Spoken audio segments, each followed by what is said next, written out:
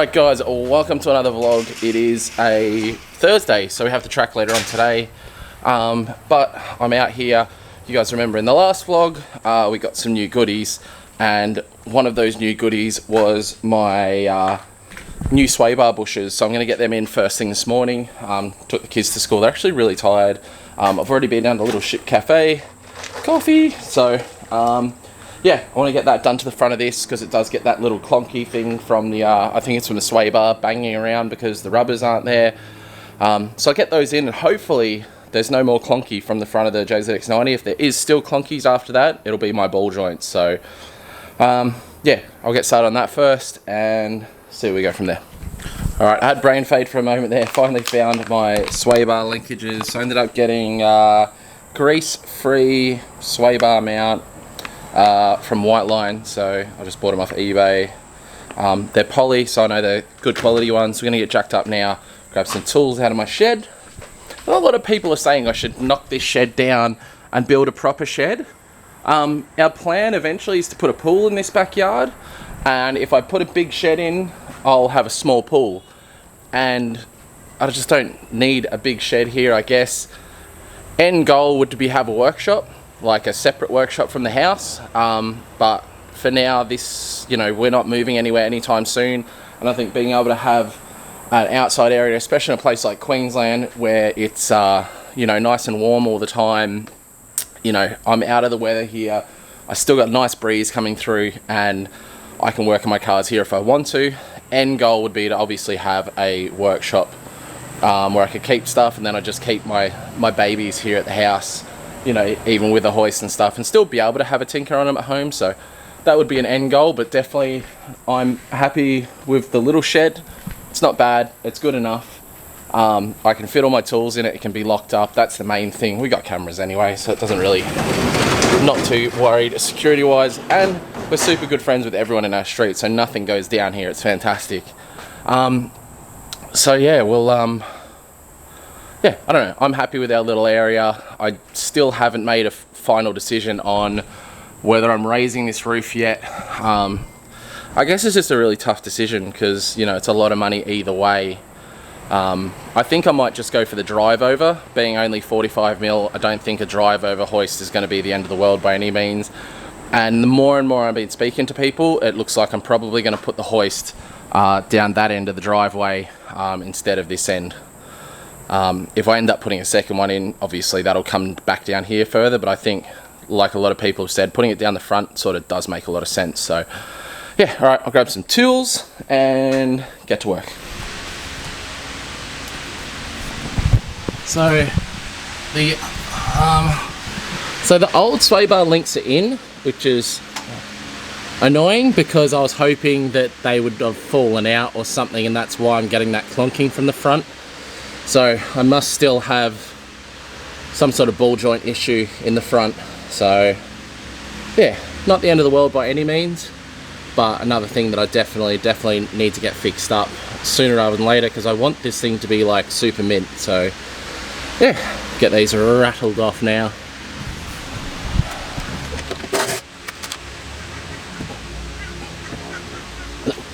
Alright, so we got the old smushed up rubber versus the new poly style that have some sort of material on the inside as well that helps it slide on the sway bar. So that's kind of cool. Chuck them in now and hopefully we get less clonks. Alright, new sway bar links are in. That's a super easy job. So I'm going to take it for a drive in a sec. See if she does any more clonkies, and I think we're going to take our, if you remember yesterday's vlog, we got the 370Z long tube like intake kit from GK Tech, brand new product from GK Tech. So we're going to go down the track and fit that all up, which I'm pretty damn excited about. Just have a bit more juice in the 370Z. Has good power, but it could have gooder power. So yeah, we'll drop this 90 down. See how she drives and get this 370Z stuff down to the track. Alright, so this is our entire brand new 370Z, and I'm guessing G37 as well, basically VQ37 intake kit. So we're going to start pulling all this apart, pulling obviously the intakes off, air boxes out, airflow meters. We're going to have to detach them from that intake pipe itself. Basically get rid of everything in here we don't need first. Hoping I can sort of sneak it without taking the strut brace off, because yeah, I should be able to. That's easy enough. But yeah, gonna get to work on this. Hopefully should make a good bit of difference. Maybe I should do a little rev of it now to see if there's any real noise difference, and we can compare it to when we get the intakes on. I'll do that now. Hey chum, give it a rev.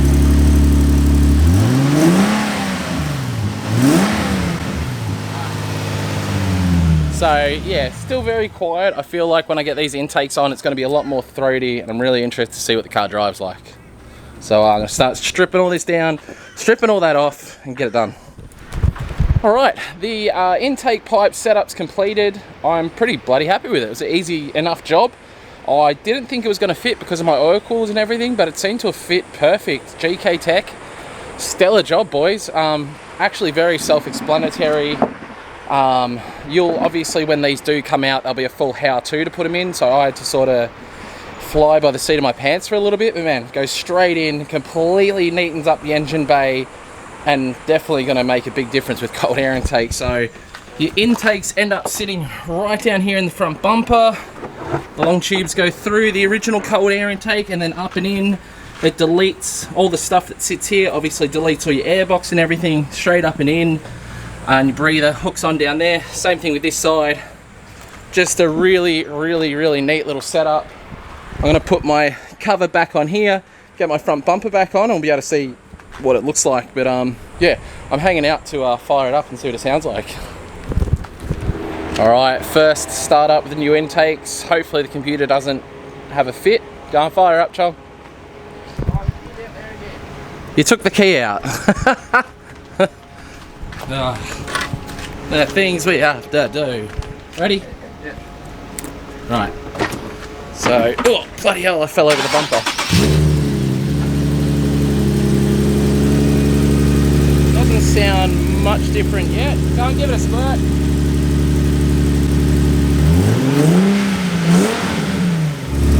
Give it a rep.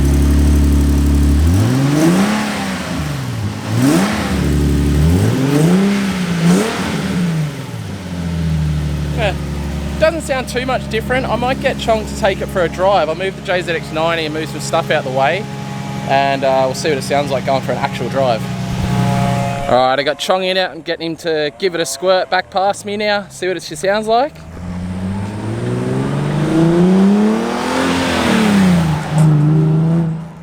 I don't think he was giving it enough. No, he needs to rev the crap out of it. I think he's scared to rev it. Hopefully he'll give it a squirt back past this time. Time to rev it right out all the way. Like just in first, he just needs to give it heaps in first and it'll be fine. I don't need to hear second, just rev its guts out.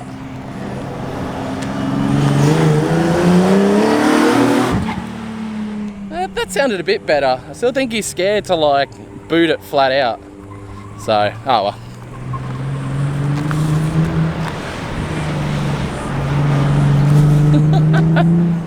I think he gets so nervous driving cars that are worth money because he's used to his Falcons and whatnot. So, yeah, I think he's like scared he'll boot it and it'll spin out. But it's got 265s on.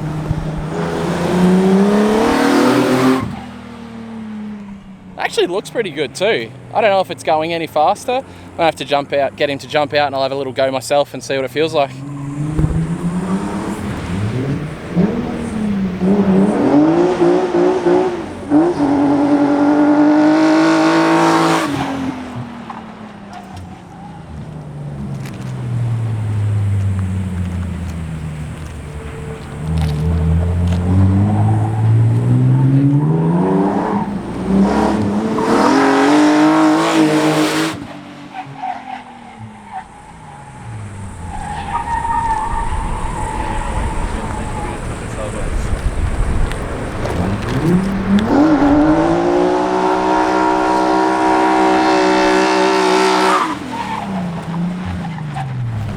Dude, thing rips now. I'd literally just dumped second down there, with 265s, really low pressures, and it just peeled the tires. It felt really good.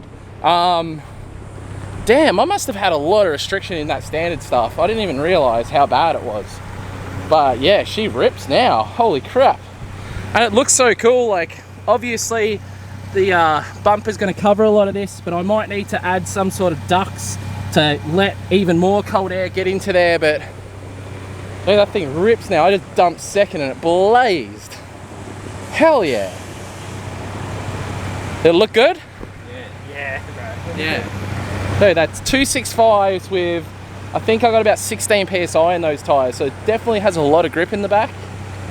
Damn, it feels good, and it sounded heaps better, which is, you know, because it was very quiet. Now you get that intake noise now.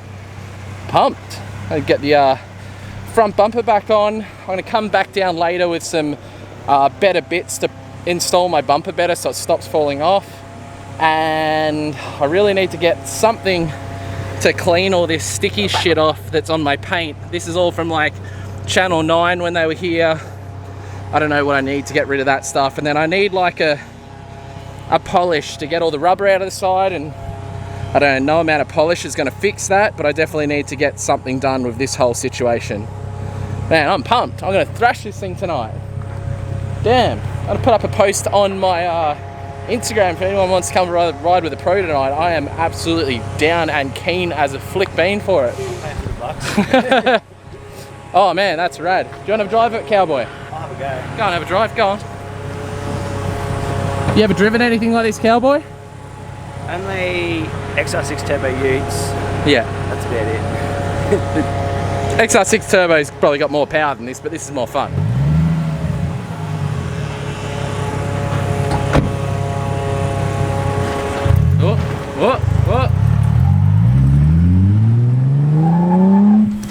Alright guys, we ended up giving Cowboy that drive and he crashed it into the wall.